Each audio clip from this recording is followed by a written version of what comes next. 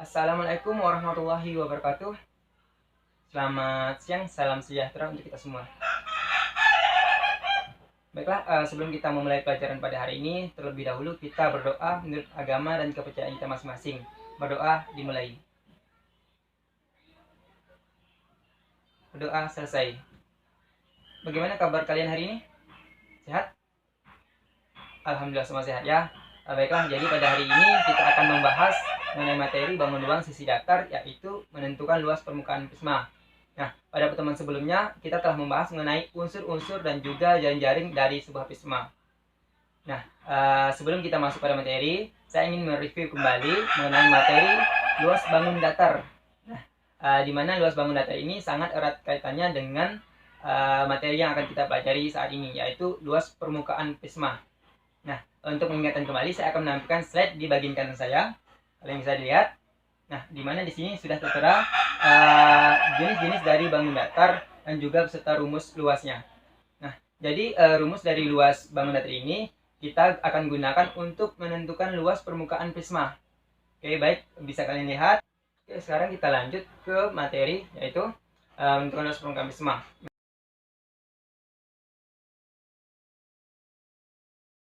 Nah, coba sekarang Anda perhatikan bagian kiri saya. Gambar bagian kiri saya. Oke. Nah, di sana ada gambar apa? Oke, benar. Itu adalah gambar tenda. Nah, di mana kalian bisa menjumpainya? Oke, benar sekali. Nah, jadi ini adalah gambar tenda di mana kita bisa menjumpainya saat kegiatan perkemahan ataupun kegiatan-kegiatan lainnya yang menggunakan tenda. Nah, coba sekarang fokus pada tenda paling ujung. Nah, di sana dari gambar tenda tersebut kita dapat pola seperti ini. Oke. Lalu dari pola ini menyerupai bangun ruang, yaitu bangun ruang prisma segitiga. Nah, di sini udah ada yang tahu jenis-jenis dari prisma atau model-modelnya? Oke, jika belum kita lanjut. Ini adalah model-model dari prisma. Jadi prisma itu terdiri dari beberapa model. Nah, salah satunya ialah prisma segitiga. Coba perhatikan gambarnya. Oke, nah di mana sisi alas dan sisi atasnya itu berbentuk segitiga. Nah, yang kedua adalah prisma segi empat. Nah, di mana sisi alas dan sisi atasnya itu berbentuk segi empat. Berikutnya ialah prisma segi lima. Dan berikutnya lagi prisma segi enam. Dan seterusnya. Jadi, model-model prisma tersebut itu tergantung dari sisi alas dan sisi atasnya yang membentuk bangun prisma tersebut. Baik, dari model-model tersebut kita mendapatkan bahwa dua sisi yang berhadapan itu adalah luasnya sama. Di mana dua sisi yang berhadapan itu luas yang sama itu dinamakan dengan sisi alas dan sisi atas. Oke, bisa dilihat gambar di bawahnya. Oke, arah panah yang pertama itu adalah sisi atas dan arah panah yang kedua adalah sisi alas. Oke. Nah, sedangkan untuk sisi lainnya yang berbentuk persegi panjang, oke, dan atau jari genjang ya. Nah, itu disebut dengan sisi tegak. Coba perhatikan gambarnya. Oke, arah panahnya itu dinamakan sisi tegak, yaitu di mana sisi penghubung antara sisi alas dan sisi atas. Oke, jadi kita sudah mengetahui ini dan model-model dari prisma dan bagian-bagian dari prisma. Sekarang masalahnya bagaimana cara menentukan luas permukaan prisma? Kalian tahu? Nah, oke, jika tidak kita lanjut. Baik, sekarang kita masuk untuk cara menentukan luas prisma. Nah, pertama kita misalkan segitiga ABC, DEF. Oke. Nah, jika diiris menurut rusuk-rusuk FC, DF, EF, AC, dan BC, maka didapat jaring-jaring seperti berikut. Oke, perhatikan gambar jaring-jaringnya. Nah, di mana dari jaring ini terdiri dari beberapa bangun datar yang membentuknya. Jika dilihat dari jaring ini, di mana bagian atas itu adalah bangun datar segitiga, yang bawah itu bangun datar segitiga juga, dan sisi tegaknya tadi itu adalah bangun datar persegi panjang. Baik, jadi untuk menentukan luas permukaan dari prisma itu kita cukup menjumlahkan semua sisi-sisi, yaitu luas sisi-sisi yang membentuk prisma tersebut. Nah, jadi dapat kita tuliskan luas permukaan prisma itu sebagai berikut.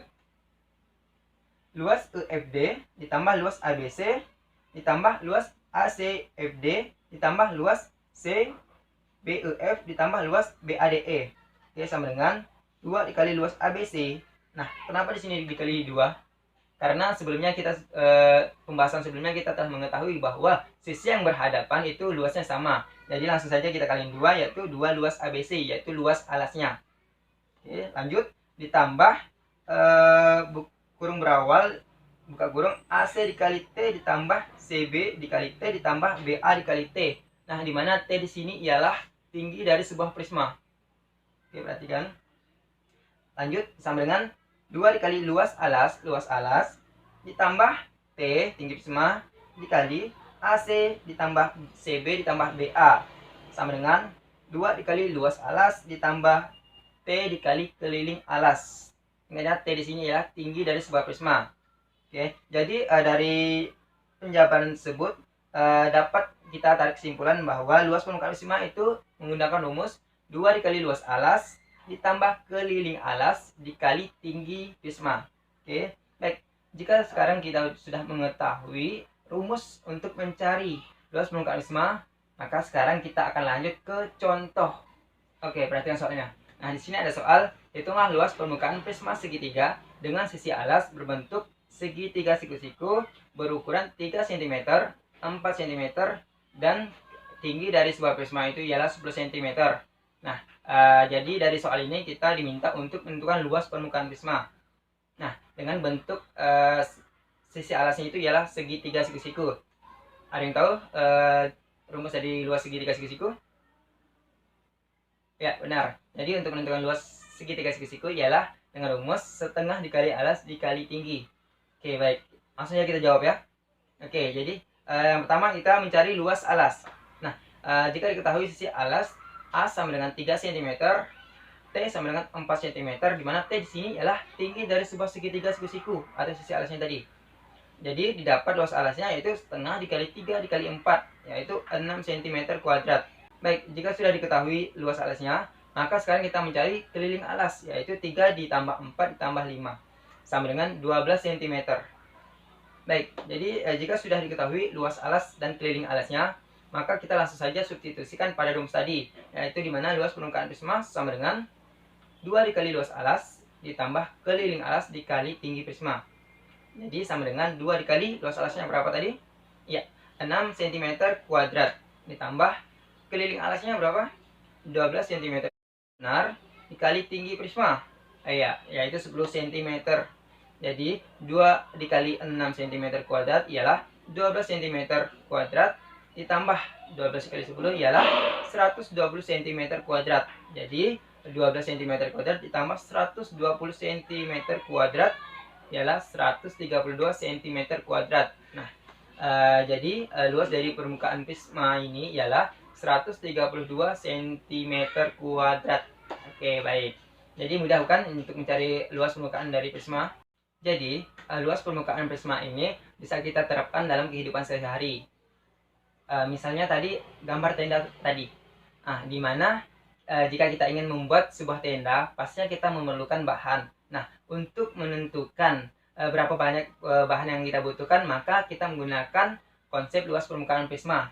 Jadi, jika kita telah menghitung, maka tidak akan ada yang bahan yang kelebihan ataupun kekurangan.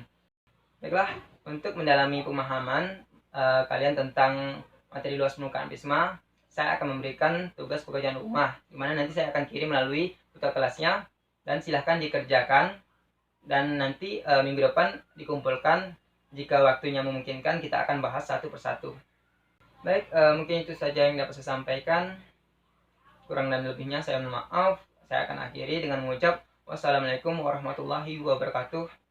Terima kasih.